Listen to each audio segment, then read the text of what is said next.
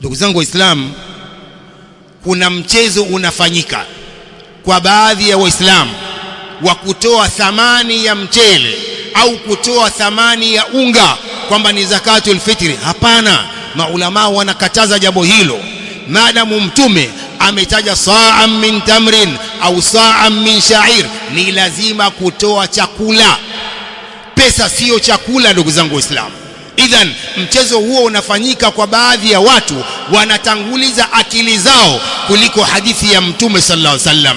Faradha Rasulullah sallallahu alaihi wasallam zakat al-fitr sa'an min tamrin au sa'an min sha'ir ala al-'abdi wal-hurri wal-dhakari wal-untha was-saghiri wal-kabiri min al-muslimin.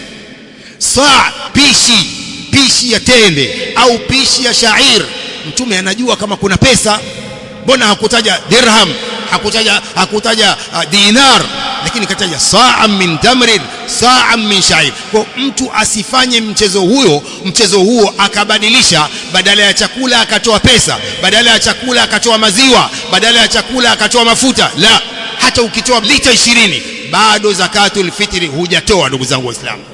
Al-Imam an-Nawawi, al-Hafidh an-Nawawi rahimahullah yaqul la tujzi'ul qima indana, thamani haitoshelezi kwetu.